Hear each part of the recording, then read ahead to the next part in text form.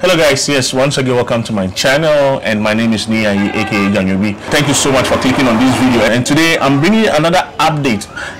I quite remember we all know that recently Steve Harvey was in Ghana, yes, and he came here with his family on a visit a few weeks ago. Steve Harvey is a man that I really love much, and I like him. I know a lot of people have some kind of issues with him, and recently I quite did a few videos about him, and if you haven't watched those videos, go through my channel. The videos are there, you can look. I did a few videos about him when he was in Ghana.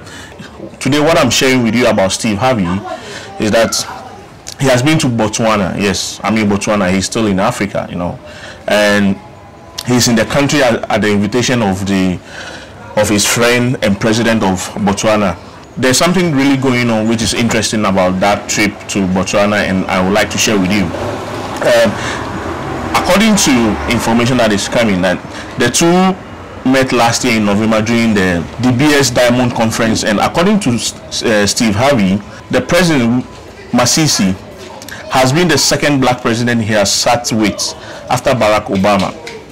That's rubbing into his vision of his presidency to return to Botswana and continue his legacy of uplifting the youth. Speaking to the media after touring the mass media complex at Botswana, a state-owned broadcast in what? Gaborone, yes, Gaborone. Harvey said, and I quote what he said. He says, "This is my first time to come to mass media complex, and I'm impressed by this facility. It is an amazing place. The facility is huge. In America, there is no black person that has this. Black entertainment no longer belong to us anymore. This is the first facility of this magnitude owned by black people that has an enormous potential. So I came here to give it a thought before we meet tomorrow with the president. I have brought with me some Hollywood experts that have done Emmys, Grammys, Oscar and BET production to help me measure how much job and expertise we will need to turn things up. So yes, I am here to bring my expertise too," he explained. So Steve Harvey held a live network session with youth in Gaborone at the University of Botswana Indoor Arena. And this is what he said passionately about how Americans feel about Africa.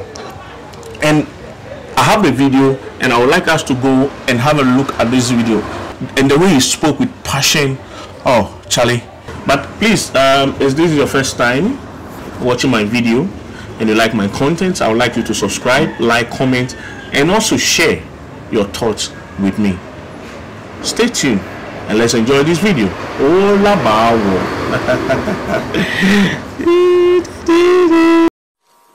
I was in Ghana. We came to Ghana a week ago to commemorate the 400 years the first slave ship left. It was the second worst day of my life. The worst day of my life, my mama died. I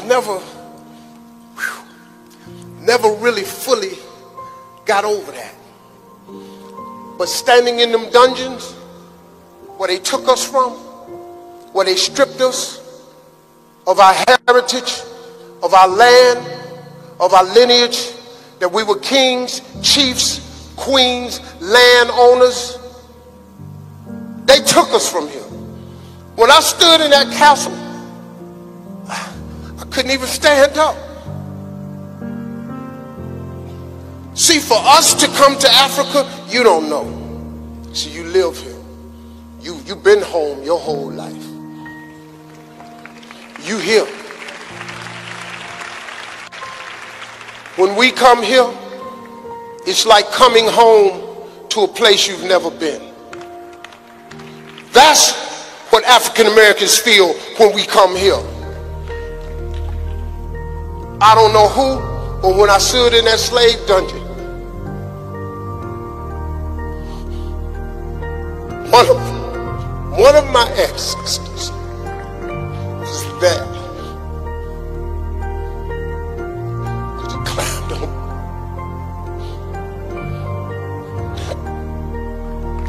and I failed.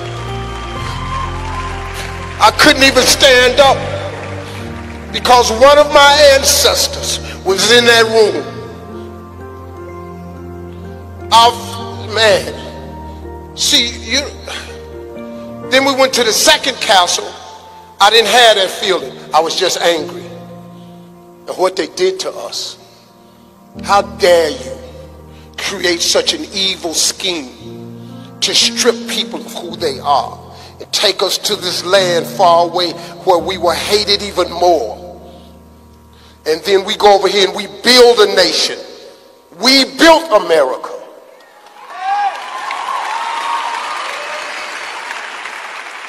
There are families today in America still benefiting from the billions of dollars from the slave trade. They opened up canneries, tobacco fields, they opened up ketchup companies, they opened up dealerships with the money that their ancestors made off of slavery. And this country still benefits. The great America, which I was born in, still benefits from the slave trade. This atrocity lasted 400 years. 400 years. Some of us, African Americans, are the first ones to ever set foot of where we from. You and I are the same. When I'm walking around Botswana, I ain't no stranger. Y'all mine, I'm yours.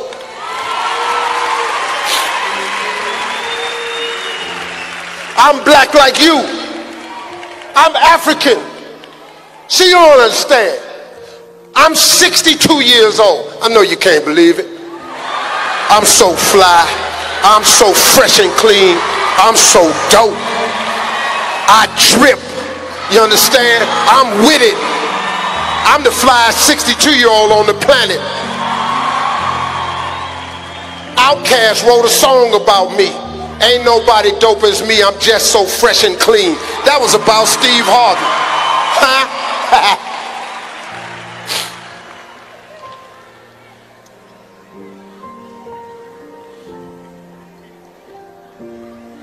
I've been around long enough. I was born in 1957 when we was niggas. I lived until they started calling us colored. I lived until they called us Negroes. I lived until they called us black. And we finally understood that we Africans. So now in America, you have to identify us as African Americans. I've been through the whole gamut. You can't tell me nothing about this here. You know how hard we fought to identify with you? So we got to start embracing one another. We need to come here and feel you. We need to come here and embellish you. We need to come here and teach you what we learned. Now, America's a land of opportunity if you want it, but it has its problems for us. When we get pulled over by the police, we can get killed. Slavery over, apartheid over, the residue is still there. We go into a store with a hoodie on, we walk down the street with a hoodie on, Trayvon Martin, they kill us, they get off, they go home. The man selling cigarettes in New York, police chokes him to death, kills him, he go back to work. Philippe up in Minnesota, stopped by the police on Facebook Live. Watch him shoot the black man. The girl said, "Why did you shoot him?" He said, "I don't know." He free. The police that beat Rodney King to death, to a pulp, they free. Huh? That's why we said, hold up. African American. And as successful as I've been over there, as wonderful as I've created life for my family, I want nothing more than to come home. Nothing means more to me than to come home. You've been on my vision board for 7 years. Africa has been on my vision board